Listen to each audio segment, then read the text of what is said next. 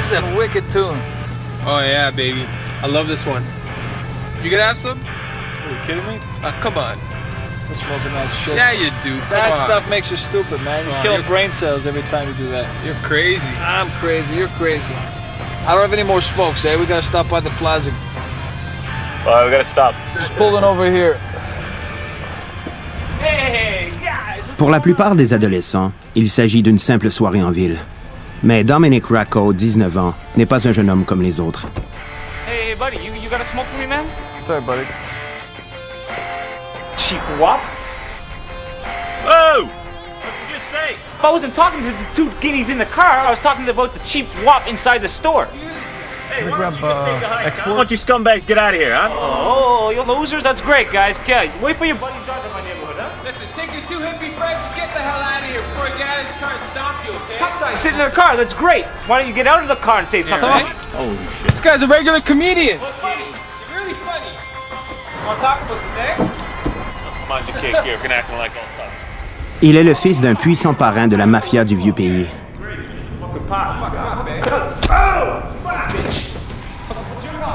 Mais Dominic, lui, fait partie d'une nouvelle génération de mafieux, plus impitoyables, audacieux et violents que leurs prédécesseurs. Hey, asshole!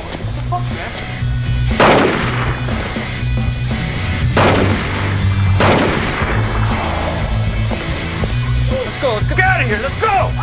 Get in the car. Here. Smoke, you fucking piece of shit. Dominic emmènera les Racco dans une nouvelle voie, au risque de bafouer les traditions familiales.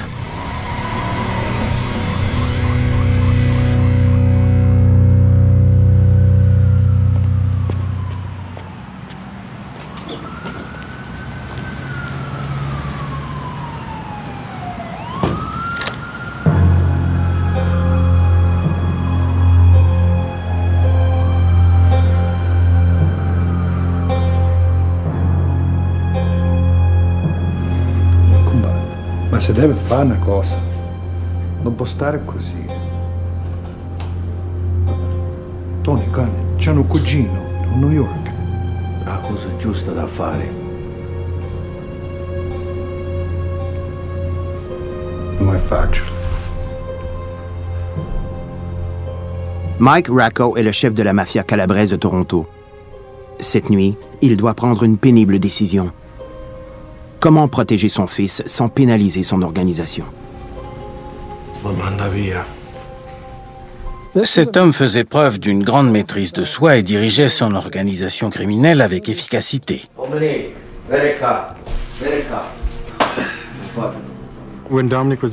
Quand Dominic a été impliqué dans la fusillade, son père a dû en être extrêmement déçu. Cela démontrait que non seulement il s'emportait facilement, mais en plus, il manquait de jugement. La mafia ne tolère habituellement pas de tels comportements. Mais pour Dominic, il en va autrement. Il faut se rappeler que Dominic était le fils unique de Michael. L'incident l'a considérablement ébranlé. These guys were punks. Je crois que Michael a essayé d'élever Dominic comme un homme, en parfait gentleman. On peut former un chef de clan qui sait agir de façon civilisée, ou on peut en faire un bandit. Il préférait que son fils soit un gentleman. Oh, what do you want me to do? Mike était un père, d'abord et avant tout.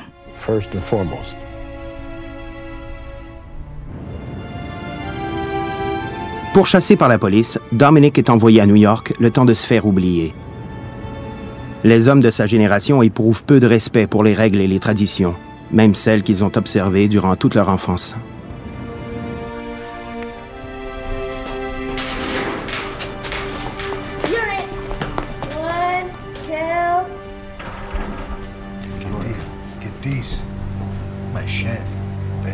La mafia calabraise comptait environ 50 membres principaux. Dans leur rang, on avait sélectionné un comité de régulation dont le chef était Mike Racco.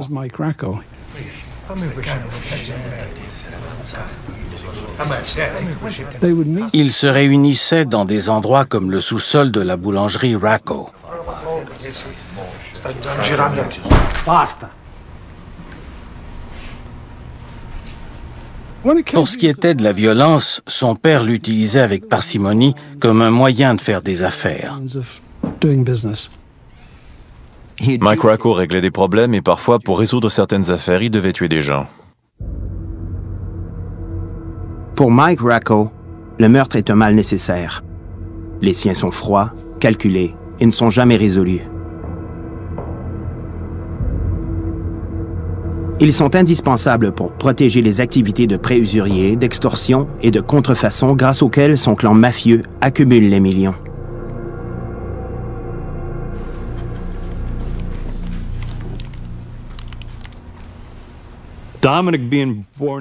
Comme Dominic était né dans ce monde et qu'il y avait été exposé enfant, il avait toujours su comment son père gagnait sa vie.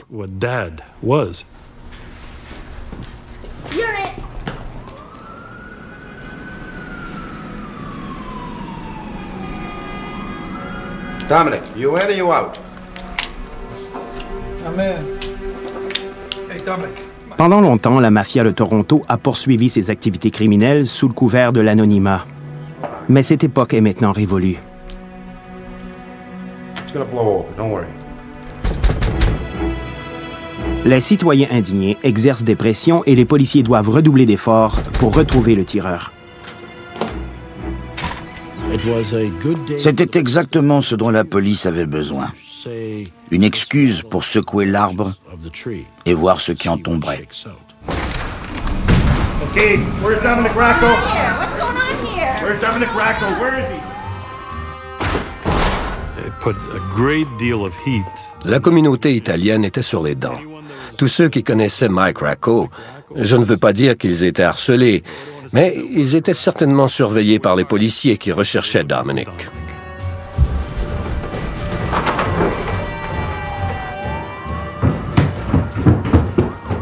Les policiers effectuent plusieurs arrestations. On trouve des armes à feu et de la fausse monnaie, mais personne n'ose dénoncer Dominic Racco. Les policiers se montreront implacables jusqu'à ce qu'un revirement inattendu révèle quelques-uns des secrets les mieux gardés de la mafia. Les documents Caccamo ont été découverts à la résidence de Francesco Caccamo. J'ai eu l'occasion de les examiner. Ils avaient été rédigés dans une langue archaïque et il y était question d'honneur et d'organisation. Ils traitaient de diverses choses dont nous n'avions jamais entendu parler auparavant. Ils ont communiqué avec la police italienne et celle-ci leur a confirmé qu'il s'agissait bien d'un document très rare dont leurs membres n'avaient jamais vu que 2 ou 3 exemplaires. Ils avaient découvert la cérémonie d'assermentation de la mafia calabraise. C'était la catastrophe. L'existence même de l'organisation était en jeu. Mike Racco doit mettre fin aux descentes policières, mais il n'a guère de choix. Mike Racco faisait face à un choix déchirant, son fils ou son clan. Comme vous le savez, c'est toujours le clan qui l'emporte.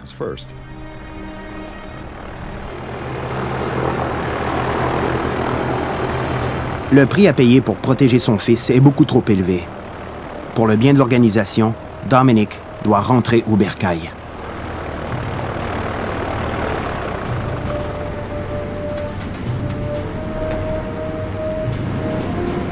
Michael savait qu'il ne pouvait pas faire autrement, mais ça ne lui plaisait pas du tout. Michael Racco croyait que son fils avait fait quelque chose d'honorable, qu'il avait aidé un ami. C'était leur façon de voir les choses. Pourquoi devait-il porter le blâme alors qu'il avait voulu aider un ami? Cette conviction lui venait vraiment du fond du cœur. Take care of Mom, okay?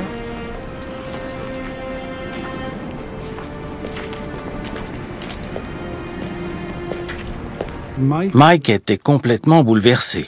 D'abord parce qu'il avait toujours vu dans son fils l'avenir de son organisation au Canada. Celle-ci aurait ainsi pris de l'expansion à travers tout le pays. Son fils allait incarner son plus grand rêve. Son rêve est désormais entre les mains de la justice. Dominic a l'étoffe des leaders, mais il n'est pas encore prêt. Il devra poursuivre son éducation derrière les barreaux. Le 7 février 1972, Dominic Racco commence à purger la peine d'emprisonnement de 10 ans découlant de sa triple inculpation pour tentative de meurtre. Mais le jeune homme n'aura pas la vie dure. Le nom des Racco est bien connu à l'intérieur de ces murs.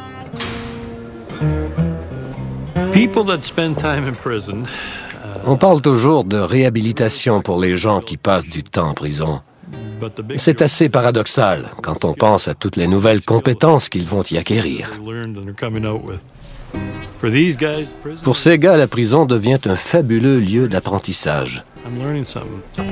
Les autres groupes criminels savent qui ils sont et ils les respectent. Hey Dominic, how's it going, man? I got someone who'd like to meet you. Racco, got a little something for you. Have a nice flight. Lockdown!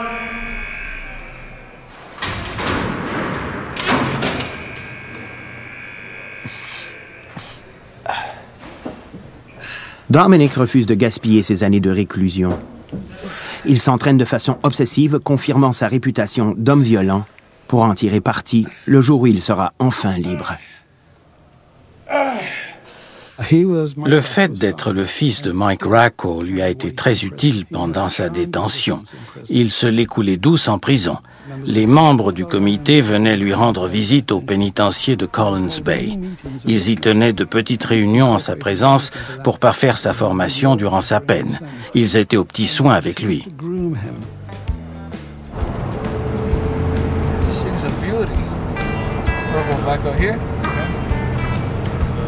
Même les gardiens traitent le jeune héritier avec respect. Ils l'escortent dans sa nouvelle Lincoln afin qu'il puisse la conduire dans l'enceinte de la prison.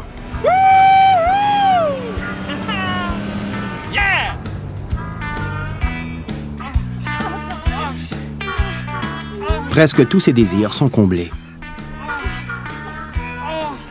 Le comité de Toronto se pliait à tous ses caprices. Comme Dominic était un jeune homme vigoureux, il lui emmenait parfois une prostituée. Il surveillait la voiture pendant que Dominic prenait du bon temps. Cette dernière devait ensuite s'éloigner jusqu'à ce qu'ils aient terminé leur réunion de comité.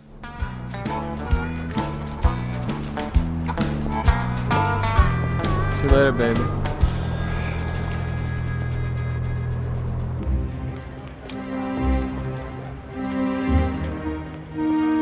Les privilèges de Dominic lui étaient accordés grâce à son père, le patron de la Petite Italie de Toronto.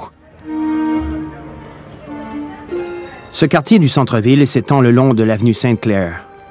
Des centaines de milliers d'immigrants italiens y ont élu domicile. Mais du comptoir de sa modeste boulangerie, Mike Racco ne dévoile rien de son réel pouvoir. Il incarnait l'image exacte que voulait projeter la mafia calabraise. C'était un homme ordinaire, très simple, qui habitait au-dessus de sa boulangerie. Dans le monde de la surveillance, on trouvait difficilement quelqu'un de plus ennuyeux à espionner. Il sortait de son commerce, il fumait tranquillement sa cigarette sur le trottoir. Les gens du voisinage qui passaient par là le saluaient. On voyait tout de suite qu'il s'agissait d'un homme qui suscitait non seulement le respect, naturellement, ce respect était aussi teinté de crainte. Mike Racco est vite devenu une véritable figure de proue de la communauté italienne parce que les gens ne le percevaient pas comme un criminel, mais plutôt comme un médiateur, comme une personne qui pouvait leur apporter une solution et leur venir en aide. Pendant 20 ans, Mike a utilisé son influence pour venir en aide à sa communauté. Leur reconnaissance s'est muée en respect. Il veut maintenant qu'on lui rende certaines faveurs. La libération anticipée de son fils devient l'obsession de Mike Racco.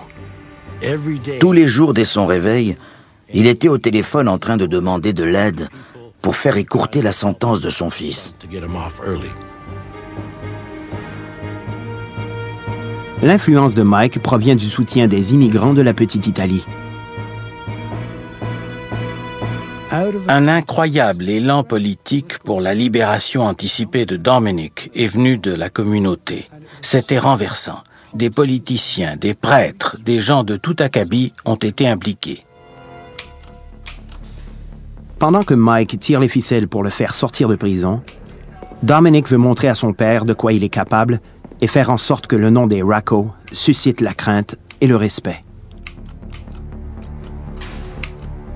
De prison, Dominic a demandé qu'on punisse un homme qui, selon lui, avait insulté son père. Il voulait qu'il reçoive des balles dans les jambes pour lui apprendre une leçon. Dans sa lettre, il insistait sur le fait qu'on devait le blesser, mais pas le tuer. Il a mandaté un de ses cousins, Frank Archino. Je ne sais pas ce qu'il cherchait à prouver. Qu'il était de la même trempe que son père, peut-être. Mais son père, lui, n'était pas un homme violent. Évidemment, dans ce monde, il y a une certaine violence. Mais il y a aussi des hommes très violents.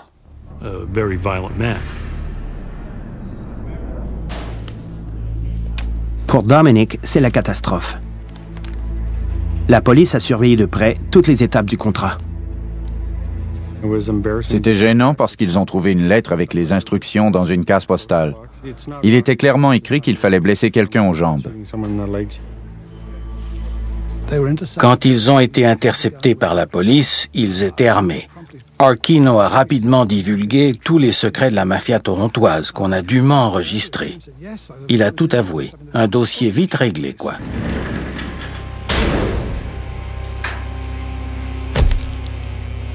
Accusé de complot en vue de causer des blessures, Dominic risque 10 autres années de prison. S'il est reconnu coupable, tous les efforts faits par son père pour obtenir sa libération anticipée auront été vains. Dimmi, che cazzo sta a fare? I don't know, okay?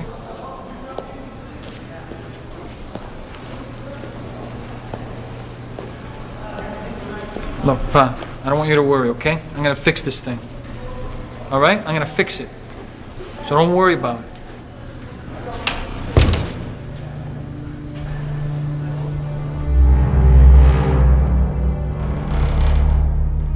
Dominic organise une défense originale.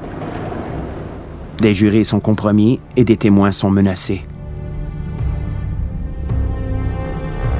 Quant à Archino, le jour de l'ouverture du procès, Racco avait rempli la salle d'audience de ses hommes de main. Et Dominic lui-même en a rajouté pour impressionner le pauvre Frank Archino. Il a même fait un geste qui voulait clairement dire « Tu es un homme mort ».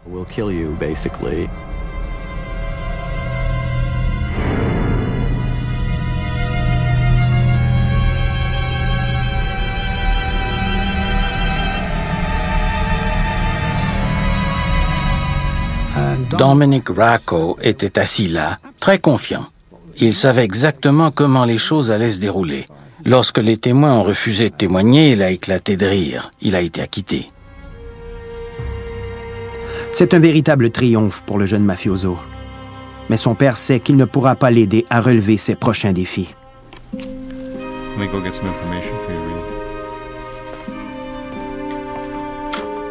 À l'âge de 64 ans, Mike Racco apprend qu'il a un cancer.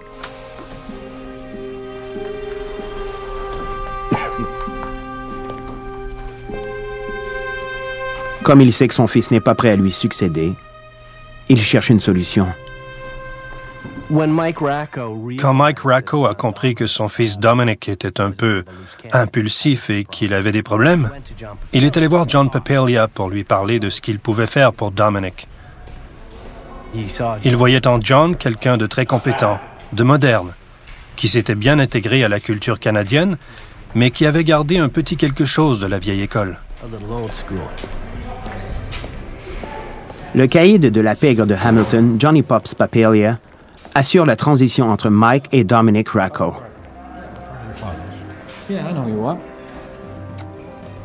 En 1978, Papalia est envoyé en prison pour complot. Par respect pour Mike, il prend le jeune mafioso sous son aile et tente d'influencer son comportement.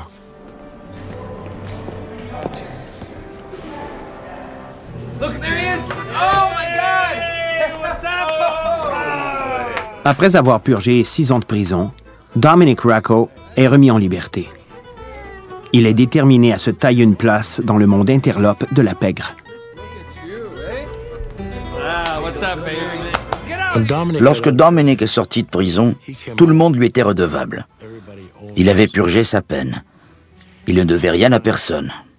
Il était donc intouchable. To a new life. Salute, salute. What are you gonna do now? Go work. What am I gonna do? You're gonna work. I gotta make some cash. Pendant des années, il avait eu à ses pieds tous les criminels qui cherchaient à s'attirer les faveurs de son père, ou bien les jeunes qui tentaient de se rapprocher de celui qui était pressenti comme le futur patron. Dominic avait la ferme intention de succéder à son père. Père et fils, 2 générations de la mafia, 2 visions différentes. Pour Dominic, l'avenir réside dans un nouveau monde, plus dangereux, au sein duquel son père mourant ne lui sera d'aucune aide.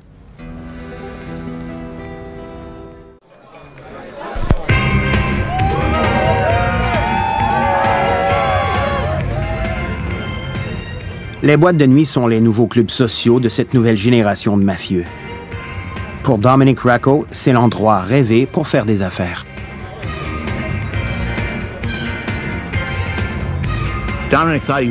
Dominic se prenait pour Al Capone. Il faut dire que c'était un beau garçon, qui s'habillait avec goût et qui conduisait des voitures de luxe. Il aimait les femmes et c'était réciproque. Il savait comment s'y prendre avec elles. Il a commencé à vivre comme un oiseau de nuit et à fréquenter les boîtes de la rue Young. Il s'imprégnait de l'atmosphère des lieux et sillonnait la ville en se pavanant comme un roi.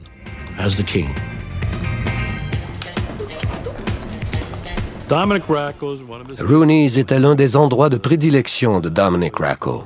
Rooney's. Brother, bring us around, all right? It was the place C'était l'endroit à la mode de l'époque. at that time. And as police Tous les policiers savaient qu'on y faisait le trafic des stupéfiants. through there. Dès son arrivée au début des années 70, la cocaïne est immédiatement devenue pour plusieurs une drogue de choix. Elle était consommée par un groupe de gens en particulier. Comme c'est une drogue qui procure un sentiment de bien-être, on croyait à l'époque qu'elle ne créait pas de dépendance et qu'elle n'avait pas d'effet néfaste. C'était la drogue par excellence du moment. Et son trafic s'annonçait extrêmement lucratif. Dominic a donc sauté sur l'occasion. Dominic Racco a établi son commerce chez Rooney's, exerçant un certain discernement. Ses clients étaient surtout des propriétaires de bars clandestins. J'ai vu comment il s'y prenait. On aurait dit qu'il vendait de simples marchandises, comme des chemises ou quelque chose du genre.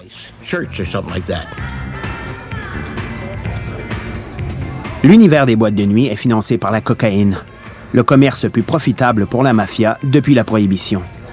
C'est aussi la drogue qui propulse Dominic vers la richesse et le pouvoir. Il était comme un dieu, parce qu'il avait de l'argent, un peu de pouvoir et un peu d'influence. Il avait toujours des milliers de dollars sur lui. Son entourage l'appréciait et les filles l'adoraient.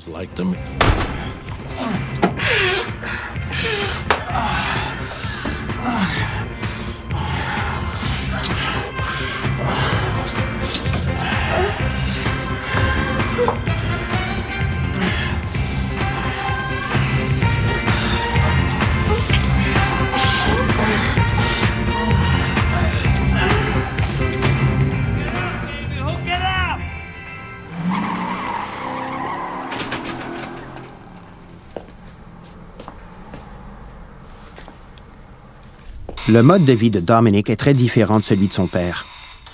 Désormais, leurs 2 univers se rencontrent rarement.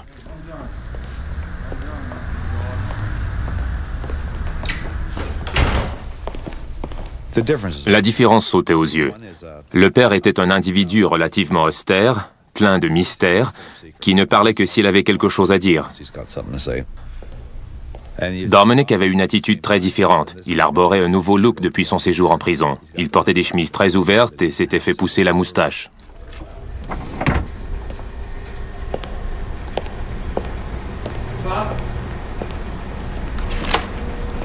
Leur divergence était flagrante. On n'avait pas besoin de connaître la mafia pour comprendre ce qui se passait. C'était l'affrontement entre l'ancien monde du père et le nouveau monde du fils. I made $4 grand last night, Pa.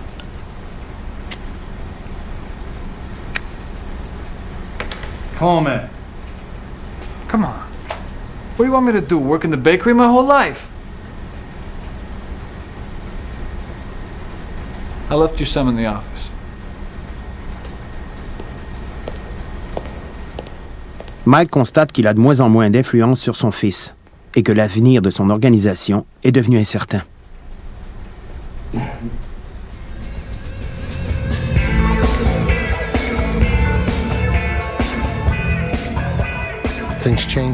Les choses ont pris une autre tournure quand les trafiquants, enfin, plusieurs des trafiquants les plus importants ont commencé eux aussi à consommer leurs marchandises. Pour cette jeune génération intrépide, les drogues, l'argent et les divertissements ne manquent pas. Il en va de même du pouvoir de Dominic qui augmente un peu plus chaque jour. Dominic avait ses propres amis, ses propres ennemis, et il avait une vie bien à lui. Mike Racco ne pouvait rien y faire. Il n'avait plus d'emprise sur son fils.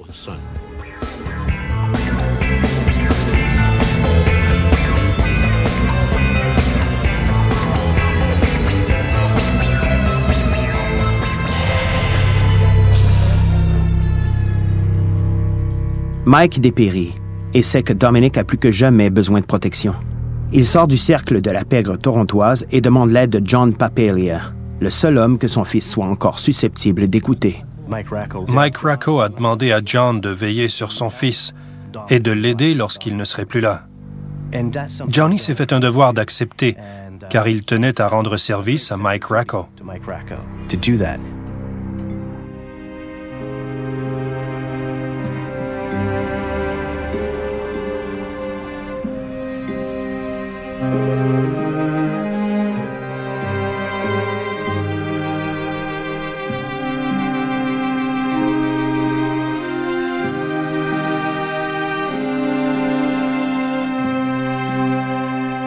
À la mort du père, toute une époque prend fin.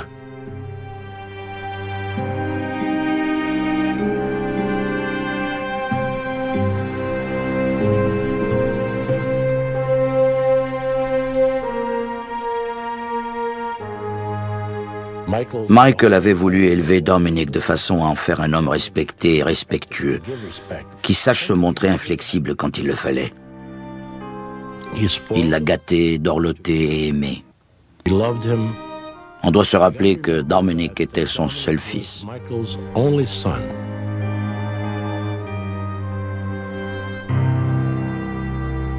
En janvier 1980, Mike Racco s'éteint paisiblement dans son lit, entouré des membres de sa famille.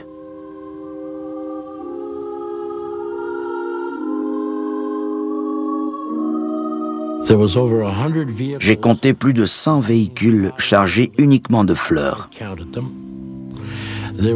Les gens étaient venus de partout au Canada et des États-Unis pour lui rendre hommage. Ses funérailles ont été les plus imposantes de l'histoire de la mafia. Il n'y avait que des places debout et une foule immense.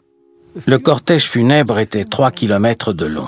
Je me souviens clairement qu'il y avait un écriteau sur la porte de la boulangerie, fermé pour cause de mortalité familiale. Il était comme une parcelle d'Italie au cœur de Toronto. Quand il est mort, elle est morte avec lui. La police profite de ce rassemblement exceptionnel de mafiosos pour tenter d'identifier l'éventuel successeur de Mike. Il était évident qu'on assistait à une passation des pouvoirs au sein de la communauté, que c'était la fin d'une époque. C'était bel et bien le cas, et Dominic était là. En le voyant, plusieurs pensaient, c'est le fils de M. Mike. C'est lui qui sera le prochain chef de la famille. Toute sa vie, Mike Racco avait voulu faire de son fils un chef, et Dominic est certain d'être prêt à lui succéder. Après la mort de Mike Racco, la mafia calabraise doit élire un nouveau chef. Dominic était entouré et encouragé par beaucoup de gens qui le voulaient comme chef. Et ça a fini par lui monter à la tête.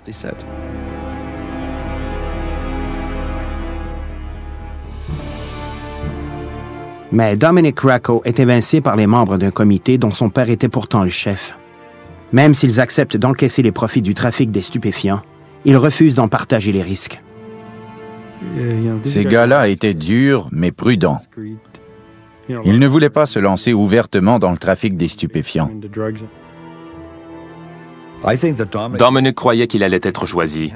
D'abord, il avait la prestance requise, ensuite il avait les contacts et il était déjà perçu de l'extérieur comme un jeune patron.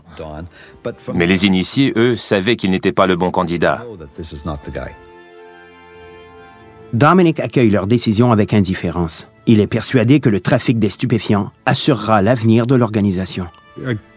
Il n'avait qu'à faire quelques bons coups pour sauter les échelons de la hiérarchie. Soudain, ces jeunes se retrouvaient avec une valise à moitié pleine, mais qui contenait plus d'argent que le patron n'en avait jamais eu. L'expansion du réseau de stupéfiants de Dominic intéresse particulièrement les policiers. Ils épiaient les moindres gestes de Dominic Racco. Il était une véritable cible sur deux pattes. Il était sous surveillance constante.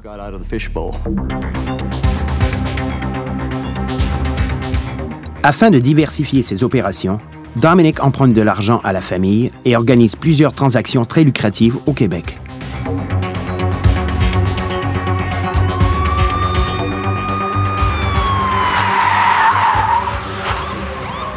En février 1982, alors qu'il effectue une transaction d'1/4 million de dollars, Dominic tombe dans un piège tendu par la police. Quand il s'est fait arrêter au Québec, les capots qui lui avaient prêté la mise de fonds initiale se sont dit « Ce gars-là est trop impulsif. Il va nous causer des problèmes. » Le plan de Dominic s'écroule. Il perd non seulement son argent et son approvisionnement en drogue, mais aussi le respect de sa famille.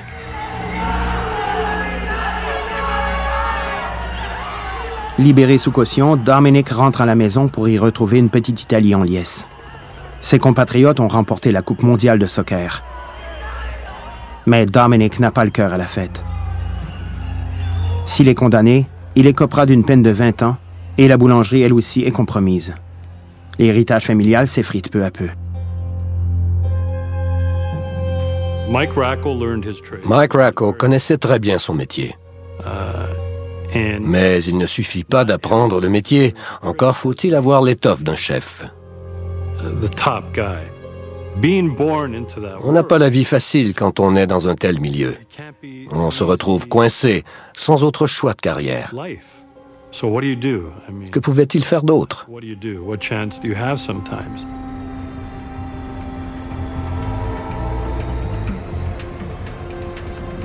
Désespéré et sérieusement endetté, Dominic doit trouver une nouvelle combine. Il doit élargir ses horizons au-delà de Toronto, qui est sa ville natale. Mais en s'éloignant de la cellule familiale, il n'a plus le statut particulier de fils de Mike Racco. Mais il doit à tout prix marquer des points. Il part donc pour Hamilton, où il s'associe à la famille Musitano. Dans le milieu de la mafia, le clan Musitano est perçu comme un groupe assez peu sophistiqué et Mike Racco n'avait jamais transigé avec eux. Dominic Musitano était le patron. La famille se spécialisait dans l'extorsion des boulangeries et avait commis plusieurs attentats à la bombe à Hamilton. Les Musitano étaient de bons gars. Quand ils s'en prenaient à quelqu'un, c'était seulement parce qu'ils le soupçonnaient de vouloir leur faire la même chose. Moi, j'aimais bien les Musitano. Vraiment. À la fin de 1982, Dominic Racco se lance en affaires avec les Musitano. Dominic Racco et Dominic Musitano se rencontrent. Deux mafiosi. Deux hommes dont les familles sont depuis longtemps actives au sein de la mafia. Les Musitano ont peut-être perçu cette collaboration comme une porte d'entrée dans la cour des grands. C'était pour eux une occasion de démontrer leur valeur au puissant clan de Toronto et de prouver qu'ils n'étaient pas des trafiquants de second rang.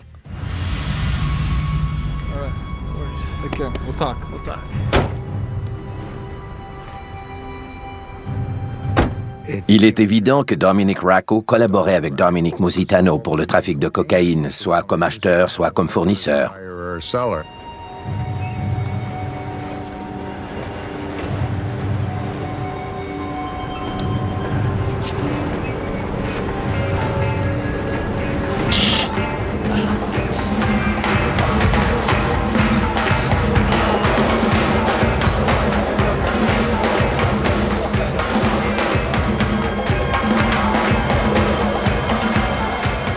Avec les Musitano comme partenaires, Dominic est de nouveau dans le coup. Il possède toute la marchandise nécessaire pour approvisionner les boîtes de nuit de Toronto.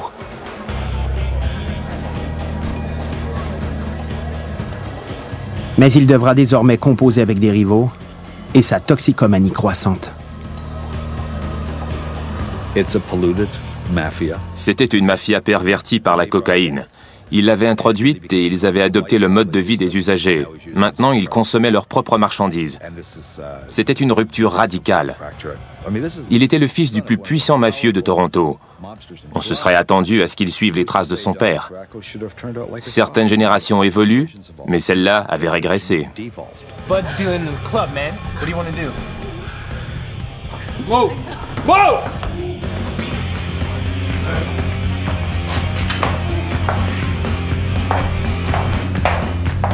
You fucking dumb fuck! You forget who the fuck you're meant to be, you fucking piece of shit! Fuck you! Fuck! You fucking piss on my fucking dirt, you fucking piece of shit!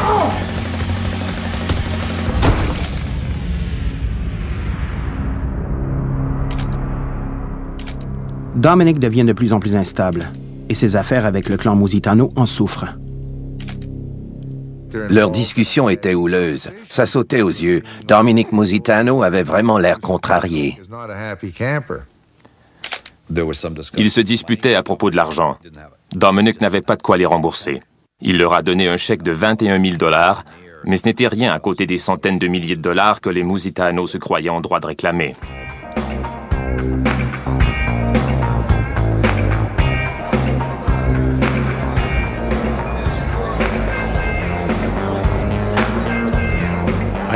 Au cours de l'enquête, j'ai senti qu'on lui avançait beaucoup d'argent qu'il ne remboursait pas.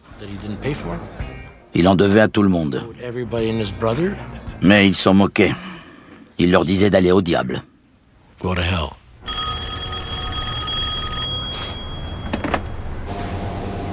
Rocco, where the fuck are you? I've been around. What do you want? Where's my money? Just have some patience. I'm running out of patience. Look, it's gonna take a little time. Whatever. Just. You know that 500? Yeah. Make it 550. You fucking kidding me? Listen to me. Why don't you just fucking relax, okay? This is not the way Your father did business. Don't you fucking talk about my father, all right? Not the way we're doing business. I've been doing business my whole Fucking life, all right?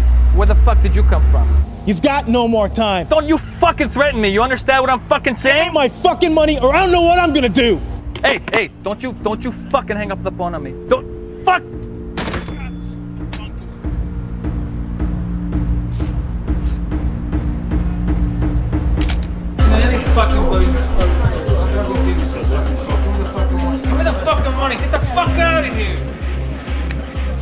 Johnny Papalia, qui avait promis de veiller sur Dominic, entend parler du comportement téméraire du jeune homme. Quand Mike a demandé à Johnny de garder un œil sur Dominic, il a accepté, mais sa bonne volonté avait des limites.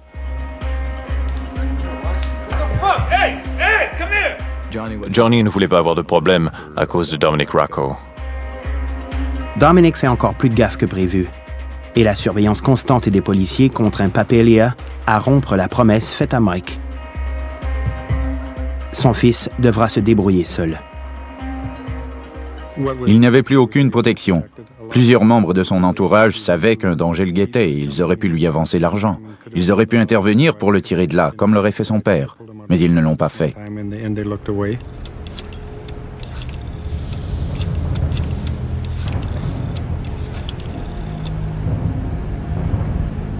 Hey, it's me. L'ouverture avec laquelle il discutait de cet assassinat était plutôt étrange, mais il ne mentionnait jamais qui ils allaient assassiner. Il parlait de lui, du fanfaron ou du petit malin. Just do it. Le dernier jour de Dominic Racco a été un condensé de sa vie.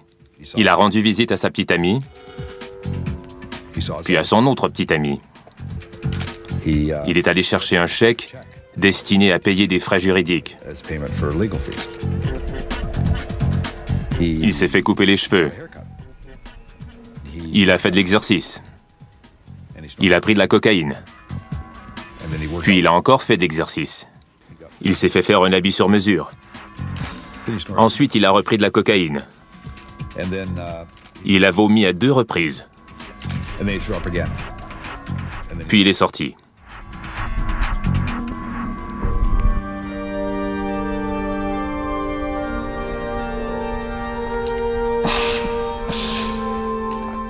Il aurait mieux fait de prendre le premier avion à destination de l'Italie pour aller voir son grand-père ou un autre membre de la famille pour demander pardon et recommencer à zéro. Il a dû comprendre que tout s'écroulait autour de lui. J'ai eu un entretien avec Mike Racco avant sa mort, quand j'ai appris qu'il était souffrant. Il m'a dit que son fils lui causait des soucis et qu'il craignait pour sa vie. Je lui ai demandé de m'expliquer ce qu'il voulait dire. Il m'a confié que Dominic était mêlé à des affaires dans lesquelles lui n'aurait jamais trempé. Et il m'a demandé si je pouvais faire quelque chose pour lui. « Aider votre fils, Monsieur Racco ?» Il ne veut pas m'écouter, a-t-il répondu. Puis il a ajouté... O figlio mio era rovinato quando era entra a caserma. Rovinato. Adesso dovete un poco aiuto per me. Aiutatemi, che se no mori.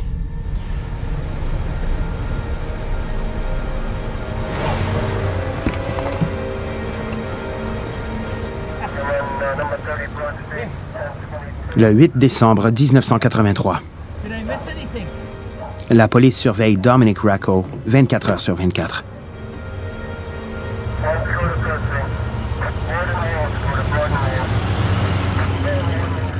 Il tente un dernier coup, espérant qu'il lui permettra de remonter la pente. Mais les Musitano ont une autre idée en tête. No, we're gonna do some good business together, my friend. Very good business. You roll with me, you roll with the best.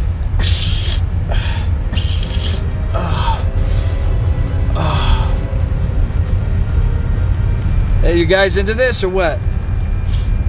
No, man, I'm cool, thanks. This is the best shit in town.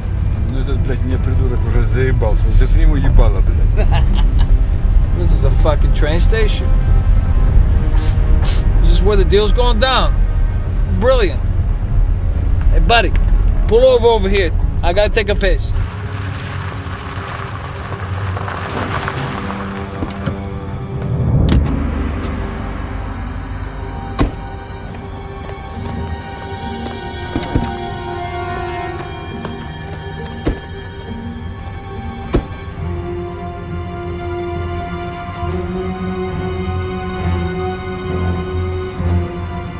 What the fuck?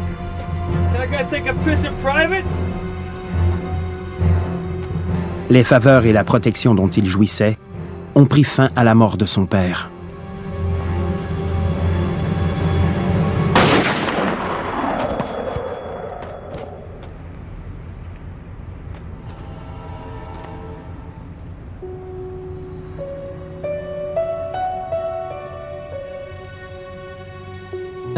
À mon avis, la vie et la mort de Dominic ressemblent à une tragédie classique, même s'il est difficile d'éprouver de la pitié pour lui. Il était né dans un monde privilégié parce qu'il était le fils d'un parrain de la mafia. Il avait tout. Que pouvait-il demander de plus? Il avait l'argent et le pouvoir à portée de la main. Malgré cela, il a gâché sa vie. Il n'a pas su exploiter tout ce potentiel. C'est une véritable tragédie. Dominic Racco est une des premières victimes de la cruelle transition entre les activités mafieuses traditionnelles de son père et le nouveau commerce mondial de la drogue qui génère maintenant des milliards de dollars.